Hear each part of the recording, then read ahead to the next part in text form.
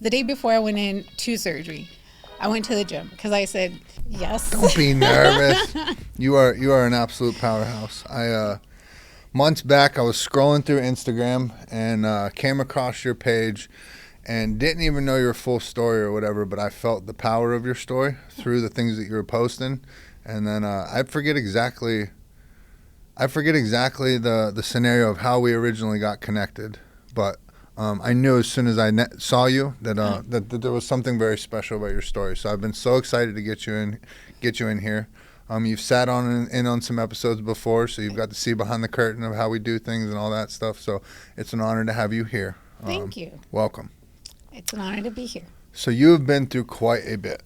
Yes. Where do we even start with your? First of all, how do we get connected? So I came across your page on Instagram. I was getting ready to spiral out. I was doing pretty good, and I've told you this story before, and I've kind of shared it during our support groups that we've been on. I was at a convenience store, and I was reaching, to get something to drink, and I was kind of in the middle of either getting an energy drink or getting an alcoholic drink, and I had been refraining from drinking anything alcoholic for a while now, and I was kind of getting ready to spiral, and I was hitting that low, and I was going through Instagram, and I happened to see a reel of yours, and it was speaking about faith, and I was trying to go back and look for it. And you're talking about, either being in church or having faith. And I opened it up and I saw it and it resonated with me. And I continued on, and I happened to like it, and I commented, I put a comment on it. But I went more into your page, and I saw your story, and I saw, everybody else from the Redemption crew, their stories and everything.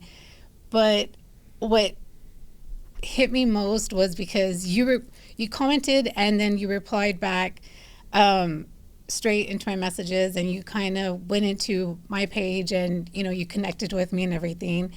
So that's kind of how we came into contact with each other. So you kind of reached out, you told me, hey, that there was more to my story you wanted to know, and here we are. Yeah. So. And it wasn't even, it was crazy because I remember clicking on your page, and the first thing I saw was the weight loss journey. I had no idea the battery of other things that you had been through or anything like that. And so I just remember that was at the time as the kind of Redemption crew was taking shape and forming and all that stuff. And it, in this really cool, unique way, we've had this organic way of finding each other. You know what I mean? I can look across the room and tell, that's one of my people right there. They've been through some shit. You know what I mean? I could definitely tell that you have. So let's go back to the beginning. You've had a tremendous weight loss journey. Yes. How much weight did you lose from your heaviest to your ideal where you were? My heaviest, I had tipped 502. Okay.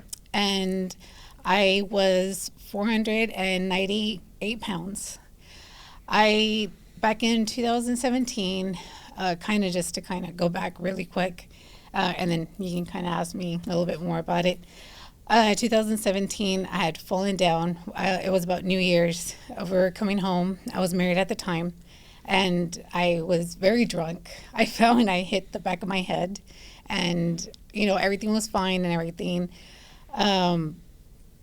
I hit the back of my head because I was drunk, and I fallen down on asphalt, and I thought everything was good. So then fast forward a couple of weeks later, everything, I started getting really bad migraines, and I went blind for about 4 hours, and I lost all control of my bowels. I urinated myself, everything. I was home with my daughter and my stepson at the time, and I couldn't see nothing. My ex-husband, my husband at the time, he was at work. I was at home with my daughter and my stepson at the time, and I holding on to the walls, and I'm walking to the living room, and I tell my daughter, hey, call 911. And I told my stepson, you need to get a hold of your dad because he needs to come home. And I get on the phone with 911 and I tell them I need an ambulance. I can't see nothing. and I'm blind. So they get there, they rush me to the hospital, and they rush me to San Antonio because I live in Jordanton. And I'm in the hospital for about a week, and it took them about 6 days to finally figure out that I was diagnosed with Chiari malformation, and it was something that I was born with that my parents didn't know. And I had still have Chiari malformation, intracranial hypertension, and we just never knew. It happened to be that when I fell and hit my head, it just triggered all the symptoms. And here we are. I had to be under 200 pounds in order for me to have brain decompression surgery. So to go back, the medical terminology you just used, what is the layman's terms for what that is? It's the little walnut-looking thing in the middle part of your brain. Okay. It's herniated out of your skull into your spine and out of your skull, and it's herniated out, and it puts all this pressure, and it basically affects all your nervous system and everything, and all the nerves basically affects everything in your body. And if you're in an accident or anything, it can either cause you to become paralyzed, it controls, it has all these other sister related diseases, not diseases, but ailments. Yes, that some people also get rheumatoid arthritis, seizures, any type of nerve problems. It has all these other different connections to it that a lot of us don't even know, because we go so misdiagnosed. Because even when I was younger, I would have seizures, and they would tell my mom, oh, she's just overstimulated. Because I was a very active kid when I was younger, and I would have seizures, and they would tell her, oh, she's just overstimulated. She's just overactive. She's just doing too much. She just needs to calm down. And that was it. But little did I know that if I actually did hurt myself or hit myself hard enough, I could have been paralyzed. I could have died. And they just never knew. And now at this time when you fall down and you hit your head, is this the time when you're around 500, or because of that injury, that's what also then helped add to that? It added to it. I didn't know at the time, but there was a lot of connected things that that I did in the past that caused for me to become 500 pounds. A lot of past trauma that that I went through, a lot of poor choices, eating habits, of course, things that I did when I was younger, drug use, alcohol, partying, lifestyle, and stuff like that did come and connect into that. Not only that, but health issues. I do have thyroidism. I was diabetic as well. So a lot of that played, a role into me becoming almost 500 pounds. Right. So you had medical issues that helped contribute. So it wasn't you just sitting around being lazy and just sitting there piling the food on. Like, you had actual issues that were helping to do that. And then you got to take the mental health into account of going through the trauma that I'm sure you've been through and all that stuff. And so it's not always that simple when people look at it and see somebody that's overweight. Like, there's so much that goes into it. Yeah. You know what I mean? So I think that's important for people to know and understand. So when it's all said and done, as far as the brain injury you had and everything like that, how many total surgeries have you had? I can never really think and remember how many surgeries I've had, but major surgeries, I want to say I've had a good maybe 10, 12 surgeries. Really? Major surgery? Major surgeries. I've had my brain surgery. I've had 2 pacemaker surgeries. I had my original first pacemaker surgery when COVID hit. I call it my coming to Jesus moment. When COVID hit, I know a lot of people were, wearing their mask and everything. And at that time, I had already it was before my brain surgery, actually. I had already kind of gone down in some weight, was in HEB, and I kind of fainted. And so a lot of people didn't want to kind of get near me. But I was getting very, lightheaded and very faint, and I had passed out. And I kind of felt that was kind of unusual. My cardiologist, at the time, he was treating me for high blood pressure. But at that time, I was no longer like overweight. And I didn't feel that was right. So when I went back, he was like, oh, he really kind of looked into it. He's like, oh, well, you don't have high blood pressure. So when he kind of looked more into it, he's like, well, your heart's kind of weak. So maybe you need a pacemaker. So he put one in, but he put it in the wrong place. So every time I would pick up my arm, it would slide into my armpit. And this is your pacemaker. Yes. Inside of your body. Yes. So when I went back this got to be the biggest lawsuit ever. I hope you arrived in a Bentley today. I'm sorry. You would hope so. That's so crazy to me. So when I went back to him, he's sitting at probably about the same distance that you're at right now. And I tell him, I said, I don't think, and I'm already kind of, loose skin from losing, a good amount of the weight. And I told him, I said, I don't think this should be happening. I would pick up my arm and it would slide down into my armpit. And he goes, well, due to COVID restrictions, I really can't fix it unless it breaks through the skin. And I told him that doesn't sound right. He goes, well, it hasn't been more than, a year. So and he could he visibly see this thing moving around? Yes, anybody could. Holy shit. Anyone could. Oh my God. So one thing I learned, being that I've had all these health issues, I went and I looked out, being my best advocate for myself. I went and I looked for another cardiologist. I found one and I showed him and I told him, I said, please, I need help. And I told him the situation and he said, that is not, that's not right. What was supposed to be a 2-hour surgery turned into a 5-hour surgery the first time. So when I went and I told this second cardiologist, it hadn't even been a year. He took me on as a patient right away. And he's like, you know what? He said, I'll take you.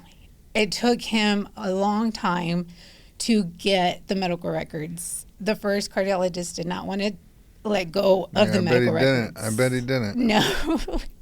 So then what he found out was, one, he tore the muscle where he was originally supposed to put it, so which was the reason why it was tacked into where my shoulder was instead of in the proper location.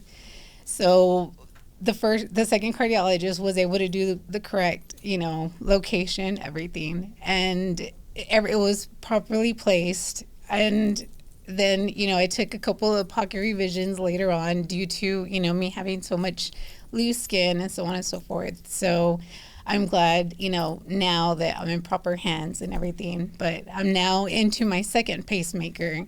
So I'm in great hands now. So thank God. And thriving. Thank God. Yes. So I remember you and I, we were lucky enough to get a little workout at the gym before, and you had told me some of the stories, and take me back to when originally you're sitting down with these doctors having this conversation, and they basically told you that to not work out, not do any of these type of things, right? And now anybody that takes a look at your page, like, you are in the gym every day, you are training people. So how did you get that in you that you're like, I'm not going to listen to them and we're going to move forward with this?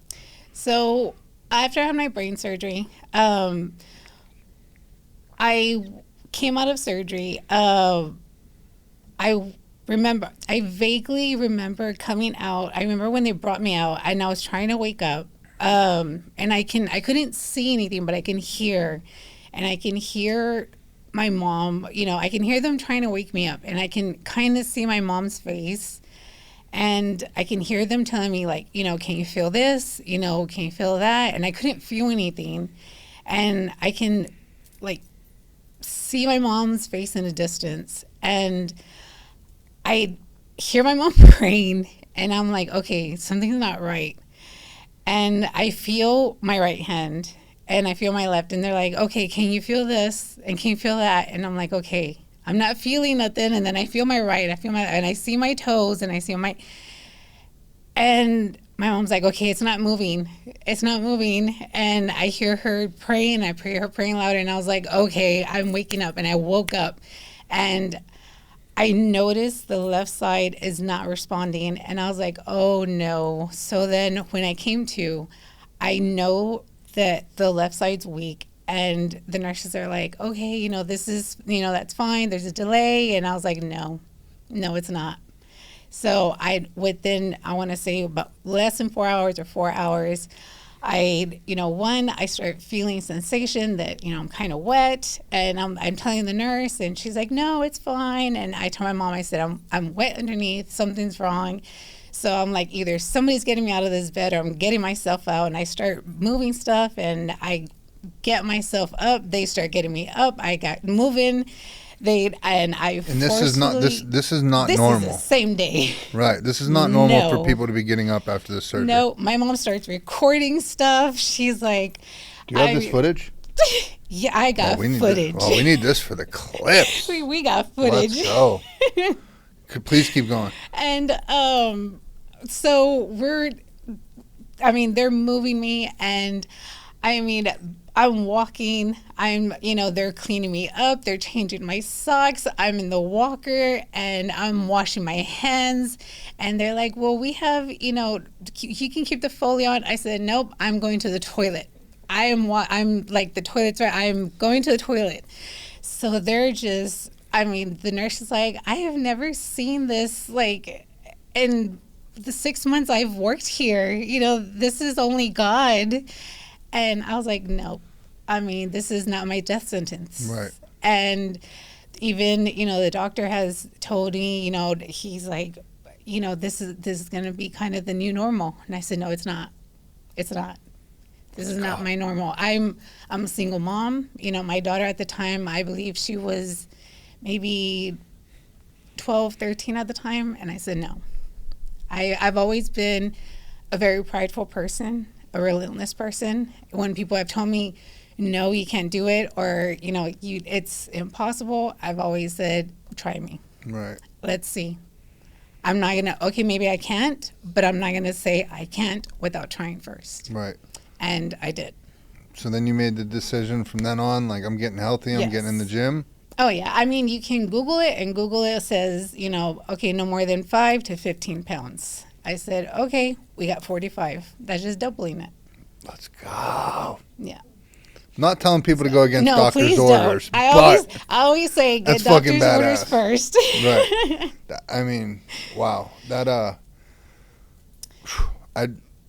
my only reference to that, my only reference to be able to like compare with you is when I was in a bad car accident and I had woken up out of a coma, and I just remember there being a catheter in. And I was just trying to pull to get the catheter out because whatever I was feeling did not feel good. Yeah. And I remember they had to like strap me down to the bed, so I would like stop pulling it out. And I finally talked them into pulling out this catheter. And they were like, all right, well, if you don't pee in this X amount of time, then we got to put it back in. And I'm like, you're not putting anything back in me. So I remember I brought my dad in the bathroom with me and locked myself in the bathroom until I could actually go to the bathroom so they didn't put that in. But I remember what that was going through like. So the fact that what you went through that is God, if I've ever heard it right there. Yeah. And they sent over, even after I went home, because my thing was the day before I went in to surgery, I went to the gym because I said, God, if I'm going to go into surgery, I'm going to go for one last workout because I'm going to die doing what I love best. So you had already gotten on the workout train? Yes. Okay. Oh, yeah. Yeah. Because I had already, before I used to work out, before I had my weight loss surgery, that was one requirement was before I had weight loss surgery, we had to do 6 months of trying to lose weight on our own. And we had to do like the whole changing our eating habits and everything. We had to do like a kind of like a counseling type thing. And thank God they do that. Yes. At least that's the first time I've ever heard like medical professionals trying to promote healthy living. Yes, and that's kind of what I do online for some people is I kind of do pre and post op for some people, and I kind of mentor them for that because there's a lot of things that I didn't know going in before doing like weight loss surgery that even my doctors and their team didn't, kind of counsel me and stuff like that I've gone through myself, just because there's a lot of things that doctors and their team that they don't know personally that people with weight loss go through. Right. I know like there was some things that I learned the hard way, and I kind of saw, through support groups and stuff like that, going through it, that I had kind of sought out when I was going through it myself, was when I was married. We kind of laughed about it at the time. We had seen, people would talk about, they're going, they're having marriage problems. Some people, they went through getting divorces because, weight loss change, their spouses left, their spouses cheated. And I didn't, at the time, me and my husband at the time, we were like, that's ridiculous. Who does that? You would think you would support your spouse, for doing a life change, a health change. I would have never thought it happened to me. Really? It happened to me. As you're losing the weight? Yes. Really? Yes. Interesting. I got the text message after I had my brain surgery was, I'm sorry, but I did love you when you were bigger. We're in a better place now. We're friends now. And I've had to forgive a lot of people, for hurt and stuff. And I'm in a better place with a lot of people that have hurt me and for myself. Yeah.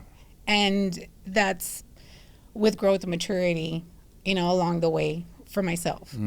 But with weight loss, you don't, in our community, you don't realize that. Yeah. That there's a lot of different things that happen that you look for weight loss. A lot of people get weight loss surgery or choose weight loss for so many different reasons. And a lot of times you don't know the things that come along with it.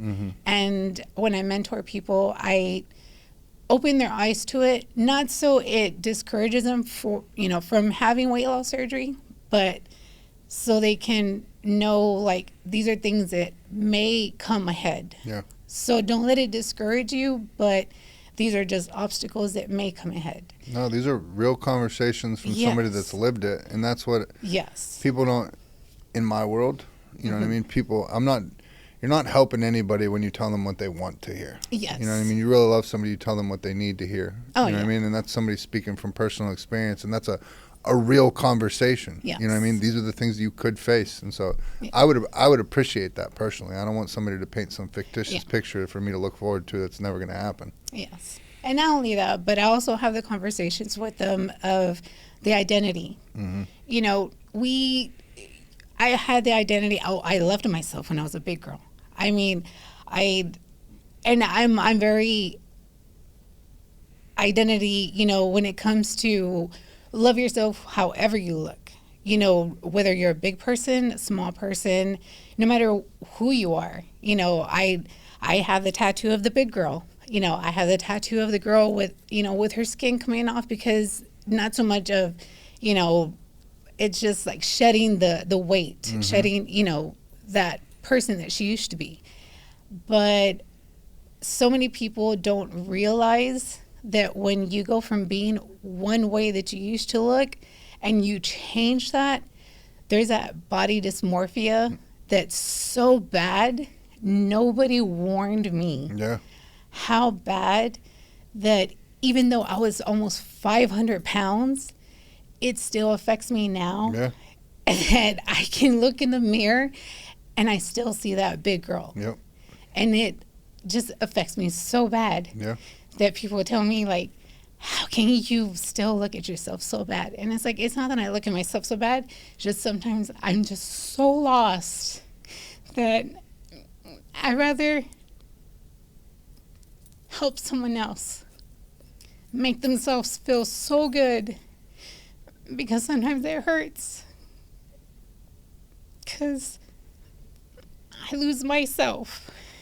So you'll find me in the gym with a racer back, showing off my guns and bat wings, because I'll help someone day one in the gym when they're lost, nervous, and feel embarrassed being in the gym.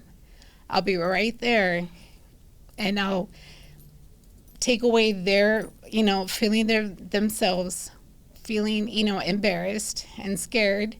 And I'll be like, look, I've gained all this and lost all of it at the same time, just so you can have your day one and let them forget about them being nervous, just so they can have their day one and make them feel like they accomplished something in the gym. Oh, yeah.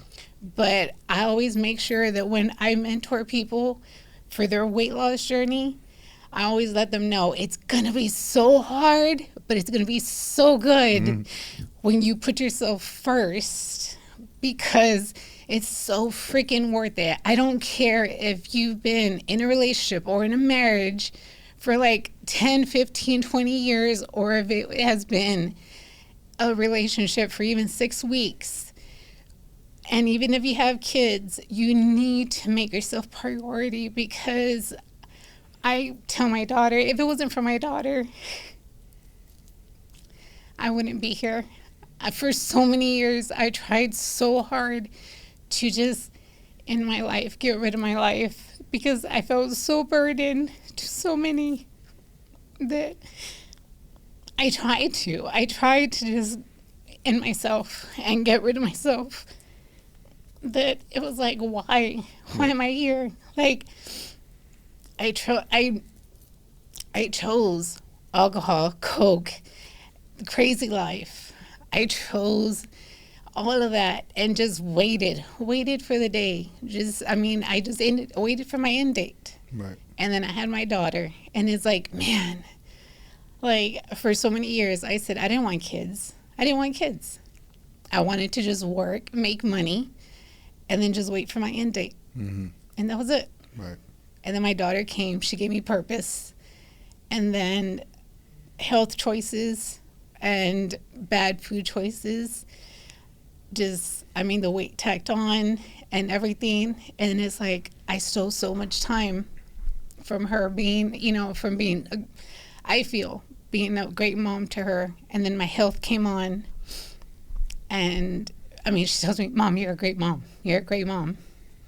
And it's like, man, and now, I'm at my healthiest weight and everything. She's 18 now. And she tells me, she's like, Mom, you're doing great. Like, I hope you are a superhero to not only me, but to your daughter. And I hope you know that. And if nobody's told you that, you are a superhero. The amount of power in what you just said right there, like, I just had to let you go, because that right there is what helps people change people's lives. The you sitting here giving your testimony like that, being that vulnerable, because so many people are out there in that same exact moment, and they don't think they could do it, and then they sit there and they hear you. And not only are we talking about weight loss, but we're talking about brain injuries and surgeries after surgeries and surgeries and all that stuff. And for you to stand up and still overcome that, and to push those fucking dumb doctors aside that only want you to lift 10 pounds and go do what you needed to do, like, that is what's up. Like, that is what spoke to me the moment that I saw you online. Your whole story, the conversation, everything. Like, this is what it's all about right here. You touched on something very, very powerful that I know I suffer from, and probably anybody that goes into the gym on a consistent basis suffers from. But you talk about having that body transformation, and there's another side of it with that body dysmorphia stuff. If you've ever been super skinny or super fat or anything in between, there's those moments of like, I thought I was, because I'm going to the gym now, like, it's all good, and don't get me wrong, it's great, but I still, you know what I mean? At one time I was 260 at my biggest, and I was able to kind of get up to that same weight in the gym, like, healthy wise, and kind of reverse that. But every time I eat, I'm going to get fat. Or if I have this, I'm going to get fat. Or if I have a cheat meal, I'm going to get fat. And it's just like forever ingrained and programmed in me. And, I always tell a story. I can remember it was the same day I was sitting there talking with one of my friends in the gym, and I'm sitting there, and I remember I was hitting triceps, and I looked in the mirror, and I was like, I'm fat as shit. Like, I'm fat as hell right now. I feel like garbage, no good. And then an hour later, I walked into another gym to go train somebody, and the girl at the desk was like, you're looking skinny today. And I'm like, oh, what do you mean? And so then the rest of the day, I'm walking around going like, oh, I'm a skinny little bitch now. I'm a skinny little bitch now. But it's like that self-talk we give to ourselves. And I don't think enough of us take the time to sit back and look and be like, you know what? I fucking showed up today. I fucking worked out today. Like, those wins, because we always want to be attached to like the end goal. And that's the beautiful thing that I think I fell in love with the gym is, to me, there's no end goal. Yeah. I don't plan on stepping on stage. I'm not doing bodybuilding shows. I go to the gym because I fucking love it. I go because it's hard.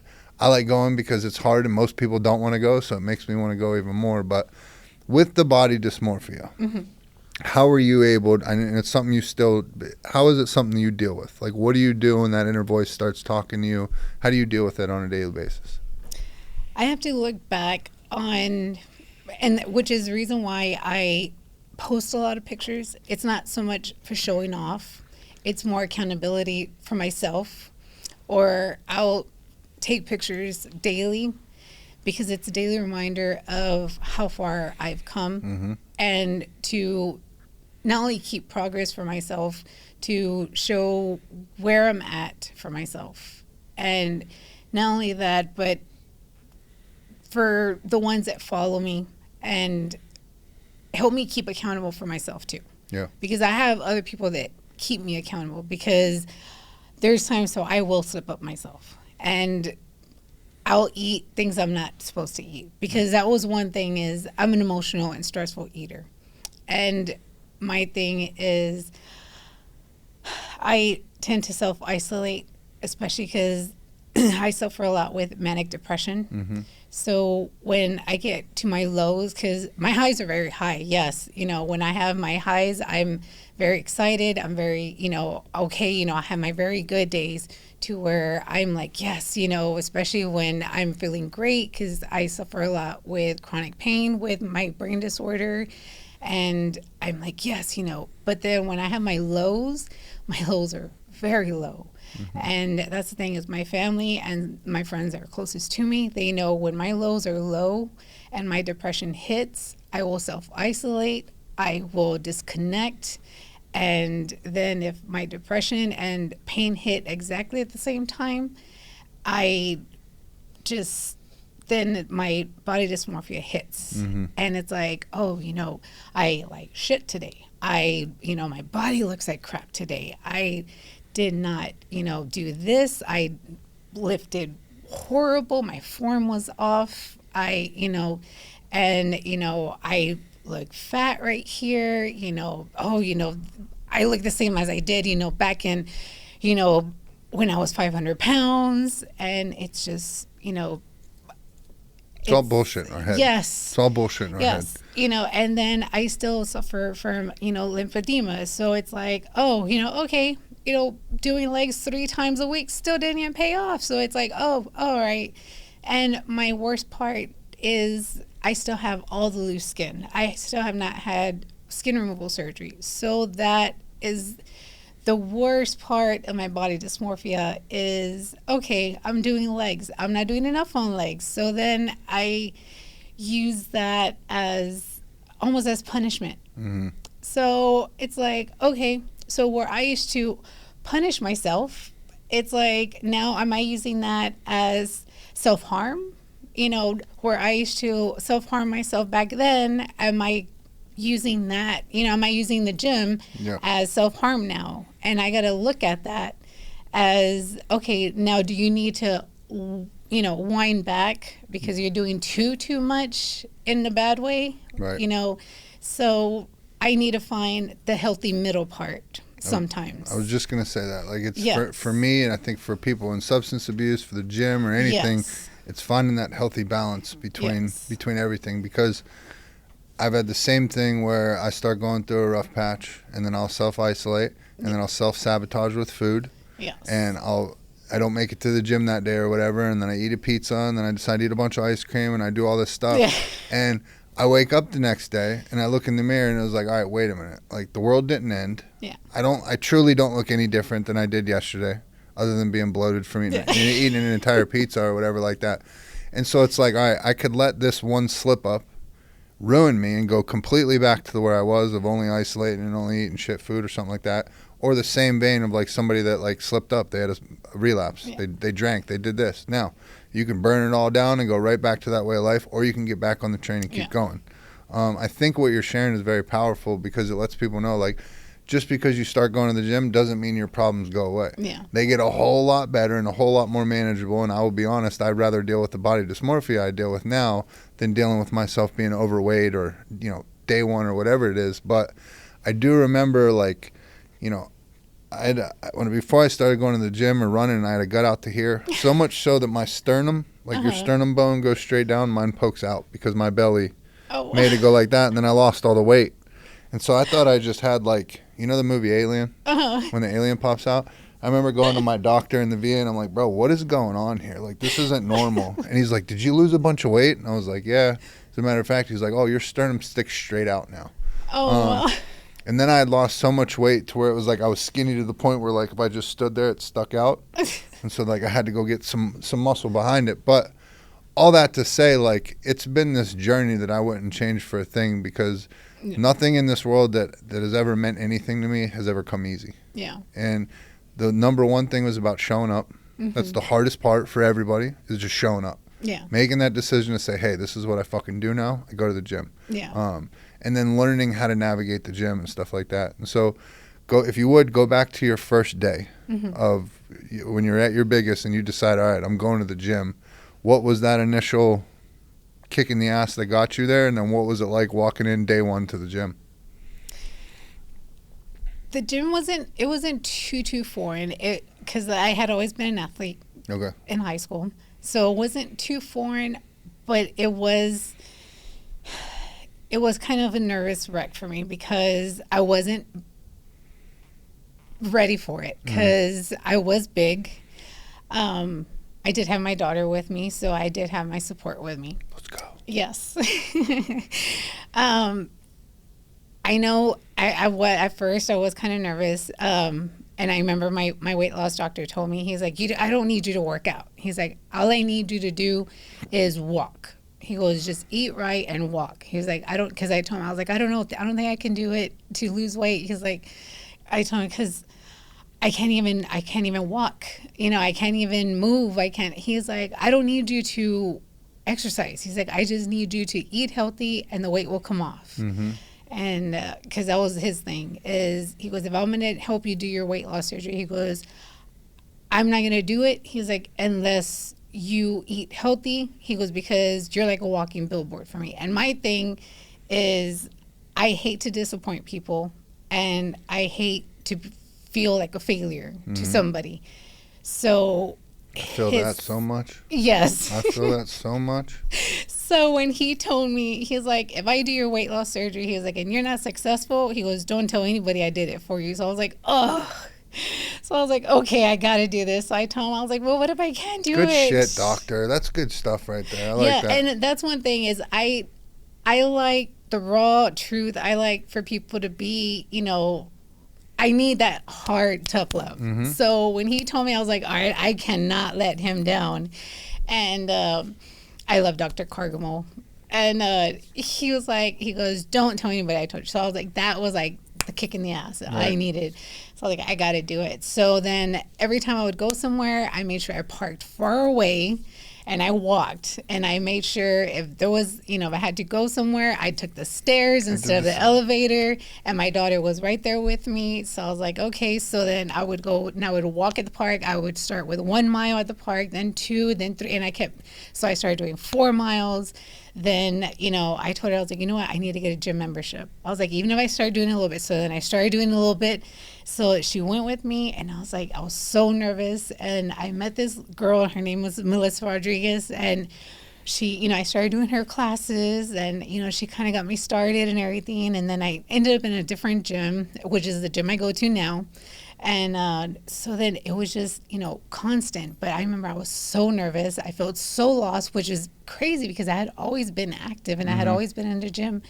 But I was so nervous. But I had my daughter there with me. And it was just, and I have, a video of where like I'm in the gym and you can kind of see I had lost so much muscle because I was, at that time, I was eating low carbs and high protein, but you can see like I was kind of like really, really thin and, I have like real small muscles and everything. And my daughter's there recording me and it's just, I was like, now I look at it back and I'm like, I look so ridiculous. I was like, but I was starting and I would not change it for nothing. Hell yeah. And, then at the midst of it all, I started going through the divorce and stuff like that. So then I was like, man, like I had stopped going.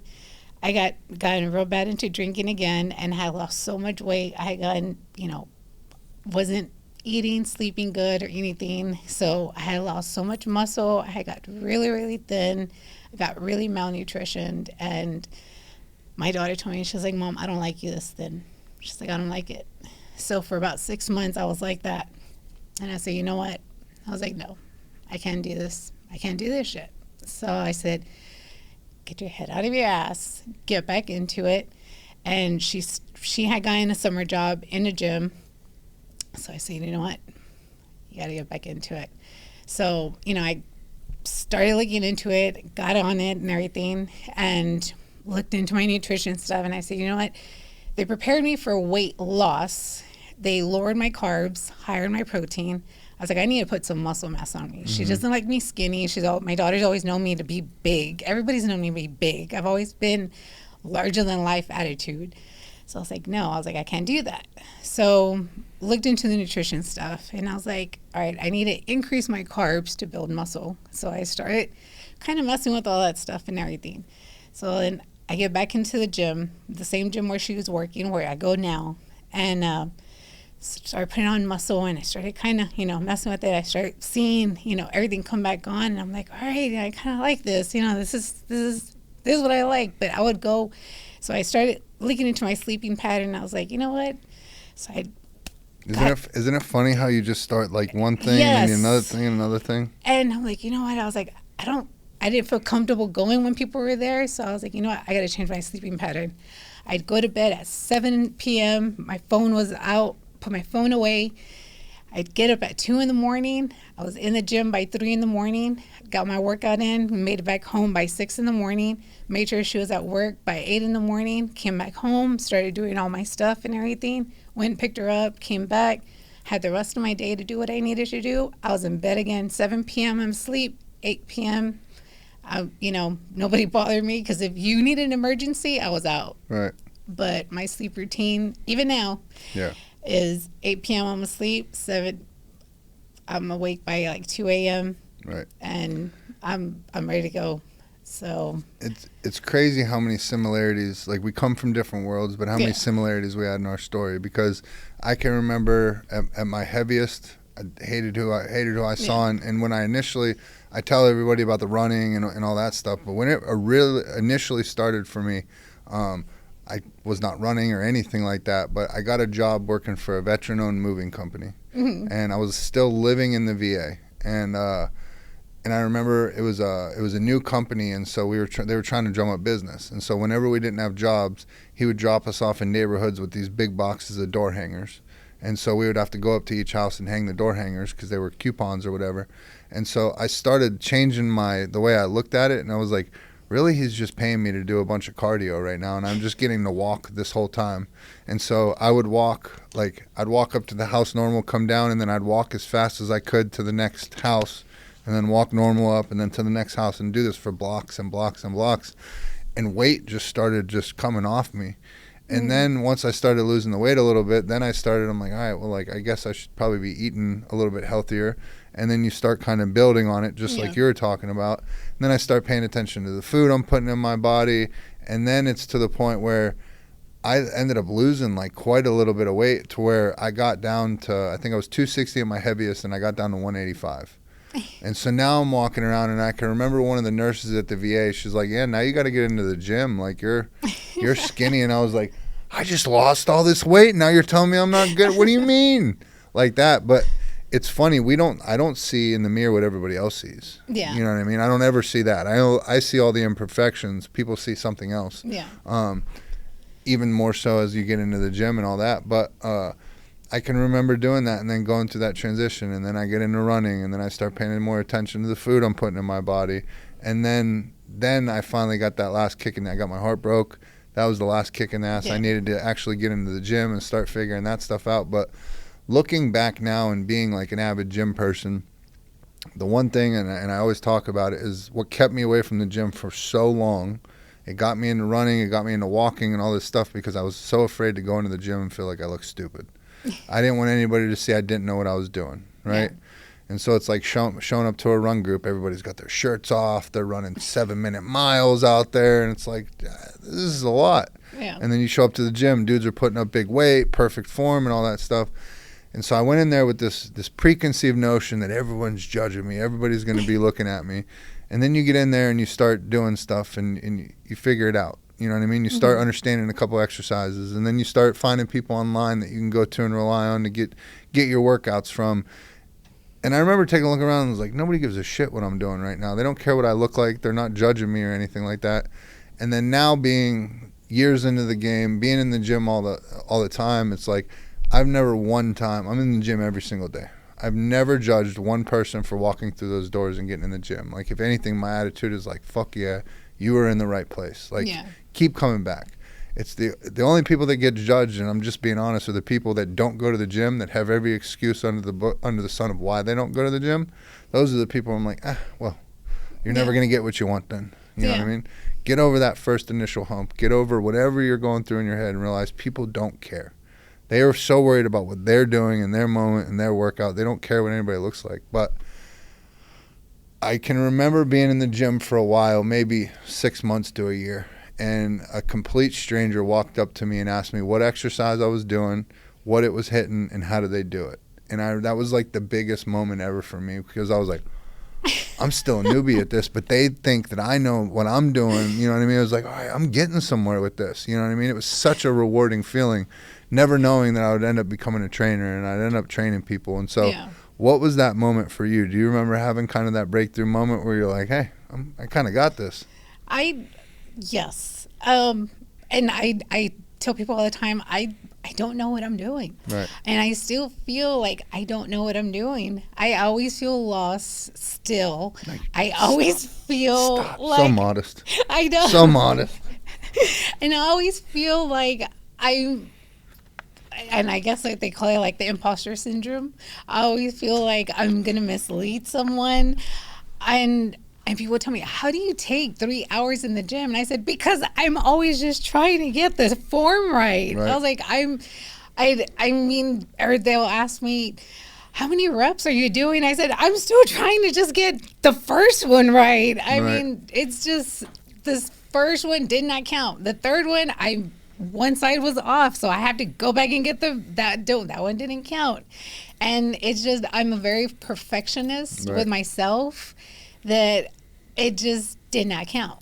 And that has always been the thing with me, is if the first one didn't go right, then I have to start all over again. Or if I was midway, that did not count. I got to go again. So when it comes to helping other people, I'm always for it, you know. So I get excited, especially when I get new people, or they, you know, when they come in and sign up, I'm like, yeah, you know, if you need help, you know, ask me, you know, I'm always willing to help. So I'm always willing to help anybody that goes in, especially when they're new or they come in and they're like, oh yeah, you know, I need to get back in the gym. Or the doctor, you know, especially when they start telling me like, you know, the doctor said, you know, I was diagnosed with this, or, you know, I need to start doing this and stuff like that. And, you know, because I was diagnosed with high blood pressure, or, you know, this and that, or I need to do so many, you know, days of so on and so forth. And I get excited because that gives me an opportunity to tell them my story. And it's not so much like, oh, you know, oh, this happened to me. It's more of a, hey, you know, this happened to me, so hey, you can overcome this. And it's just giving them hope that that's not your life sentence. You can come out of that. That's not, you know, your life sentence, and that's not the end of the tunnel. I don't care how old you are. It's like I tell some of the EMS guys there that work out at the gym, because they tell me, like, why do you work out so hard? You know, you're not working out to compete at anything. I tell myself I work out so hard so you don't have to come to my house when I fall down in the tub in my birthday suit. Right. I can pull myself up Yeah. and you don't got to catch me. Right. You know, that's why I work out so hard, because I want to make sure that I have the strength, especially on my bad days. I still, every morning that I wake up at 4 a.m, I still have a cane by my bedside. I have one at my door, and I have one in my car, because I never know how I'm going to wake up. If I'm going to wake up with a flare up, if I'm going to wake up, you know, not being able to walk, because I still don't know, you know, when I have my bad days. Right. Because I just never know. Yeah. Because Chiari malformation, you know, when we have flare-ups, you know, and I have videos, you know, posted on my Instagram page. Some days I'm, you know, leg pressing heavyweight. Some days I'm barely leg pressing, you know, 25 pounds. Yeah. But you'll see me in the gym every single freaking day, working out, pushing something, lifting something. Why? Because no matter what, do something. Yeah. Walk on the treadmill. Go walk at the park. Do something. Yep. You know, even though it's not there, do something. I thought doctors, they say that's your sentence. It's not going to be your sentence. For so long, I was angry at God because I thought that was going to be it, but it's not. Yeah. You know, that I've been so relentless at everything that I was given, that I was supposedly given, that no, I'm not going to let that be my sentence. Right. So many things are supposed to be, you know, have taken me out, and that wasn't going to be it. You know, the devil said, you know, hey, this is going to be it. This is going to be it. And God said, no, it's not. Not yet. I go back to those first couple years of me learning in the gym, and at the time it's like, man, I just want to learn this. I just want to be good at this. But I go back to that time, and that was my favorite, best time in the gym. Yeah. Because it was so much fun. Because those days where you do an exercise and that light bulb goes off, and you're like, oh, this is the way it's supposed to feel. Yeah. And, you know, there's so much information out there, so many different people you could follow and choose to get your information and learn from. And one thing I always focused on, because I always wanted to make sure if I was doing an exercise that I was doing it correctly and it was hitting the muscles it was supposed to. And so there's a lot of people I see get into the gym and they go heavy immediately and stuff like that. Oh, yeah. And I always really put a focus on my muscle connection. Yes. It used to frustrate me as I got more into training. It was like, I can't feel the muscle. Like, I want to feel the muscle. And so I really slowed down. I slowed down on the tempo of my exercises, and I really focused on making sure I felt a stretch, making sure I felt a squeeze. And I realized when I did that, the reps were more effective. I didn't necessarily always have to go heavy, or, you know, there's the time where you want to max out and all that kind of stuff. But the more I trained people and got people to understand getting them to actually feel the muscles and understand why they're doing the movement, once you have that mind muscle connection, you're like, oh, wait a minute, my lat moves this way, it moves this way. You start understanding the angles. And so I'm sure there's other trainers whose philosophies are different, but I would always really try to focus on, all right, we're going to be hitting back today. So we're going to do a first exercise. This exercise is going to help you make my muscle connection. Yeah. I don't want to go heavy. We don't care about failure or any of that stuff. All we want to do is be able to feel the muscle. Yeah. And so good controlled squeezes and all that stuff. And then people start understanding more how their body moves, the way they're supposed to do an exercise, why they do it that way. And then you just see people getting so much more from the gym, because so many people get conditioned by high school sports. They go in there and they lift with all their friends, and they're like, oh, I've been lifting, I know what I'm doing. It's like those high school football coaches didn't know shit about what they were talking about as far as form or anything. They're just trying to get you going. And so really focusing on those little tidbits with people and watching the light bulb come off, because so many people start at the gym, they have a limited knowledge, but they think they know everything. I do this shit every day and I still learn every day. Oh, yeah. But people that go in there and oh, I know what I'm doing, and they know bench press, they know a couple machines, they do that for a couple weeks and then they're out because they didn't ever expand their knowledge. And so getting people to understand their body more, expand their knowledge on exercises and stuff like that, people end up adopting it as a lifestyle like you did and you help people do every day. How rewarding, it's been one of the most rewarding things in the world for me to be able to take running or take the gym or take these things that have literally transformed my mental health, my physical health, my life, the people around me. It's helped everything. And being able to give a small piece of that to somebody else. Like, what has it been like that for you? Because now you are a trainer. Mm-hmm. You do train people and you help give that gift to other people. What's that like for you? It's been very rewarding because, like I said, especially helping people during their weight loss, during trying to help them gain something, it helps me also sit and connect with them, hear their story.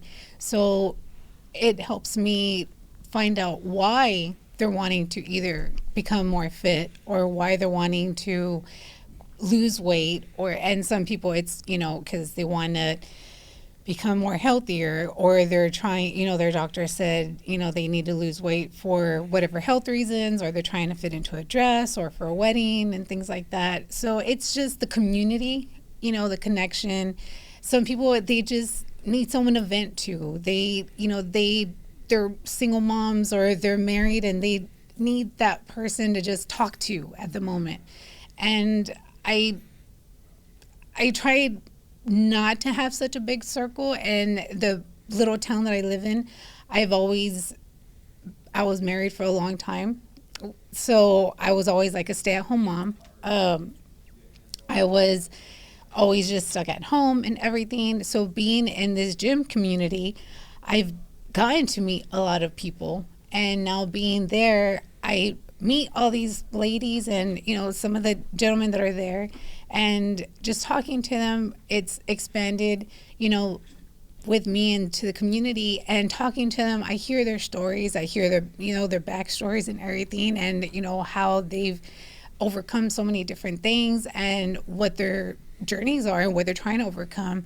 So it's helped me gain a big perspective of this house that I'm in. Mm-hmm. And it's not only helped me grow as a person, but helped me grow in this health community that I'm in, right, to where now it's like, okay, these are things that I'm not only going through, but other people are going through. And it's not so much like, oh, okay, because I spend almost 90% of the time in this one big building with all these people that, one, it took me forever to learn their names, because all they do is they go, they scan in, and it's like, oh, okay. And what do people do? We put our earbuds in, and we don't talk to nobody. Mm-hmm. And it's like that only 2 hours of the time they're in there. And it's like we decompress when we're there. Why? Because it's the one part of the day that we don't want to talk to no one, and we go in and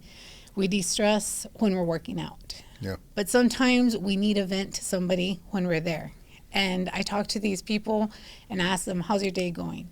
And sometimes we don't realize how much of that we need to hear, or because sometimes you don't even realize sometimes when somebody comes in and asks you, how are you feeling today? And then you just let everything out, how your day went, how, you and your wife are doing, how just something happened and you just need to let all that out. Mm-hmm. And sometimes just being there does that for people. Yeah. And I love it, yeah, because it's just like that little moment. And then I'm like, oh, we'll try this workout. And at the moment that they're doing that, at the same time, I'm helping them work out and helping them just let stuff off their chest. Yeah. So I love it. Yeah. It's a career I didn't know that I was ever going to end up down, because my dad wanted me to be a police officer and my mom wanted me to be in the ministry, and I ended up on neither side. Right. I just had a conversation with somebody, and it's not our parents' job it's our parents' job to make sure we're okay. It's not our parents' job to make sure we're happy. Yeah. And so we always want to choose a career field or a path that's going to make us happy. They don't give a shit about that. They want to make sure you're financially stable, that you're well taken care of, all that. I never thought I would get into training people or anything like that. And the gym is my sanctuary. Yes. It's number one. I have my gyms where I go to where I need my time, just me time, yes, where I just need to zone out. I don't want to talk to anybody. But more times than not, I'm at a social gym. And the one thing I want to challenge people to do, and I see it every day, is like, when you're going to the gym, that is your time. Like, that is your time to invest in yourself, right? That is your time to get your money. Put your phone down. Like, use that as the time to be away from your phone. You're with your phone the other 23 hours a day, like however long you're in there. Use that as a time to either like invest in yourself or connect with other people, because there's so many people in there that are going through the same things you're going through. Mm-hmm. Like, there's so many people, I don't even know their name, but I know their entire life story, where they work, what they're doing. Like, I know their whole story. And it's just off the water cooler conversations of like, I go in the gym every day at 5 a.m. I know the 5 a.m. crew at these different gyms. But yeah, I've been that so many different times where you ask how somebody's going, and all of a sudden you just hear like everything that their husband and wife just went through and everything like that. But that's what people need sometimes. And the fact that you can go somewhere like the gym, you know what I mean? Like, I feel like the gym, everybody kind of understands each other there. Yeah. You know what I mean? Oh, yeah. There's something that's burning a little bit deeper for us than there is the average person. Well, I know one of my our members asked me, she's like, don't you get burned out from being here? She's like, you work out here and you work here. And I told her, I was like, you know, yes and no. That could be tough. I said, when I feel that way, I said, on my days off, I come in, you know, at 2, 3 in the morning for my workouts. And then, you know, I'm off for the day. You know, I won't come back. Right. I said, but other than that, you know, it's my community. Mm-hmm. It's, you know, it's people I know, faces I know, and it's people I love. But then I know I go home and that's my safe haven. You know, that's my place. That's where I'm at. And then, you know, that's where I go to decompress. Right. But then I know when I'm there and it's like I clock in and I know, you know, it's my people. Yeah. And I think I've told you this before, you know, working out, that's my new high. Mm-hmm. You know, my choice of drug back then was Coke. And being, you know, a person that suffers from depression is like, when I was depressed and I didn't want to be depressed, that was my high, like, to get me out of that, being stuck. So I guess mine is like the high stim, you know, pre-workout is like, I got to get my workout in. That's my, like, okay, you know, and then working out, getting, you know, feeling that rush, that pain, that it's like, okay, I got it, go home, nap. And I'm done. I'm burned out for the day, you know. It's good. It's Nothing like better. I'm getting finding that plunge. Nothing better. Nothing better.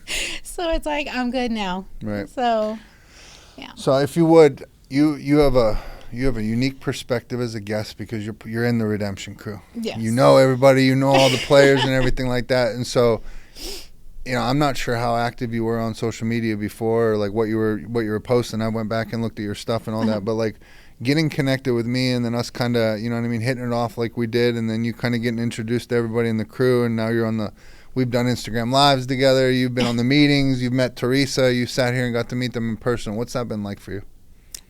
It's been great. You know, like I said, I feel like I've met my people. You know, I had a couple more people reach out to me, you know, now that they've seen my weight loss story and everything. I've had more people reach out asking, you know, about my weight loss journey and things like that. A few have seen about my brain surgery and have asked about that and how it's helped since I've had my weight loss. And I've connected with them and, you know, messaged them and stuff like that. So it's been great. So the like the Thursday night meetings we do and stuff like that, like what's that? Because it's a hodgepodge of people. It's not just recovery people. It's not non-recovery people. It's people from all different walks of life. But I really feel like we've captured this unique thing. It's like we're all so much different, but we're all the same at the end of the day. Yes. Like I don't get on there and feel like people are isolated. Like, oh, they're talking about drugs. I never did drugs or anything like that. It's like everybody gets it on there. Yeah. I know I don't talk so much or too much about like my drug use in the past. Yeah, you don't. I'm not saying you have to. I'm just saying that. Yeah. And not saying that that we don't have to or anything. I got introduced to drugs when I was 18. I went to do some things when I was younger. I was sexually molested when I was between the ages of 6 to 13. And when I was 18, I confronted my abuser, and I got nothing in return. They didn't say anything, and I kind of spiraled out on that. And during that time, I was introduced to Coke and stuff because I had went out drinking and I was upset about the situation. Numb the pain. Yes. And that was something that I was like, wow, like, what is this? And we happened to, friends and I happened to move to Louisiana at that time. And it was something that was like a crazy train that I ended up, I kept on. And it was just something I continued on. And my parents, they didn't know about. My mom kind of had a clue that I was hiding from her, and I hid it very well from her. And that's why I ran away to Louisiana. And I came back, and when I came back, we were trafficking drugs back and forth from Mexico to Houston, and we would come back and forth and everything. I happened to drop off my daughter to my mom's house, and I was trying to leave right away. And my sister comes down and she tells me, she's like, hey, you can't leave. Mom's having a heart attack. You upset her and stuff like that. And so when that happened, and this is where the podcast, it hits me a lot. Well, I mean, not the podcast, but the support groups, because a lot of y'all's stories that I hear, it helps me keep me grounded, and hearing everybody's different stories keeps me grounded and keeps me from spiraling, because y'all's different background stories. I've always been a prideful person to where it's like I needed help and I never went out for help. Mm-hmm. And when my sister came out and told me about my mom complained that she had a heart attack. She had came back from, I think it was like a retreat or something. She had always been praying for me. My mom had always been praying for me because she could always see right through me, and I hated that. So I didn't leave to go and do the work I needed to do. So I grabbed my daughter, and my mom tells me, she's like, I don't need you in my life. She's like, because you're killing me. She goes, I've always tried to protect my mom. And when EMS got there to try to take her, she was having a heart attack because she knew what I was going to go do. She didn't know my lights were cut off. She didn't know I'd have no water. I'd have no food for my daughter because I'd always been very prideful. And I wasn't going to ask her for any money. I took my daughter, and the EMS took my mom, and I hated myself because as bad depressed as I was so wired out I could not let my mom see how bad I was. And I didn't wait to see if she was okay, but I just took my daughter and I left. And I didn't go do a job, and I left, and I took off, and I didn't even worry about to see if she was okay. And when I met you all, for so many years I thought I was alone with all these addict problems, with all these problems that I had on my own and everything. And when I met y'all's group, I was like, man, I wasn't the only one that was going through all these problems. But I hear like a lot of y'all went through all these recovery groups and everything, and I was like, man, I could have already been. And instead, I didn't go through any recovery groups because I had so much freaking pride. And I went through all these years stealing formula for my daughter, stealing diapers for my daughter, and hiding from my parents, hiding from my mom. And it's like, I never sought out recovery groups. I never sought out other people that were going through these problems because I always thought I was by myself, because I could never let people know that I was a failure or that I was a failure to my daughter. My daughter and I would sleep in my car. And even now that she's older, she's like, Mom, you never let me see that we were homeless. You never let me see that we were struggling. You never let me see any of that. And I told her I couldn't let you see any of that. I wouldn't invite my mom, my sister to my house.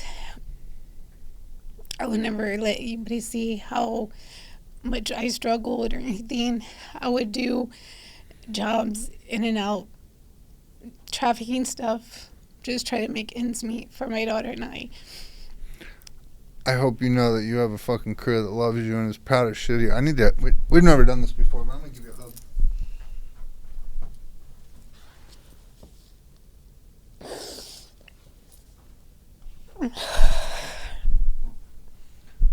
I'm so glad that we found each other. I'm so glad that you're sitting here today. I'm so glad that we have your mom here. I'm so proud to have you here. Oh, you guys are getting me. And you and Teresa, every time you come in here. Oh, holy. I'm telling you, God is working in your life. And then I find out later, if it wasn't for my mom, I mean, not thank God, but if it wasn't for that happening to my mom and me having to go back and get my daughter, I found out that the crew that I was running with, it was trafficking that day, didn't even make it to that drop.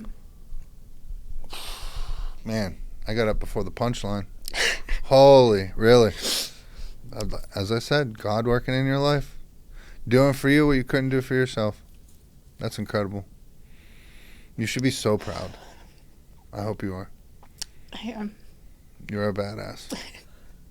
If you got somebody out there that's listening to this right now and they've heard your story and they're struggling in a similar fashion, what would you say to them?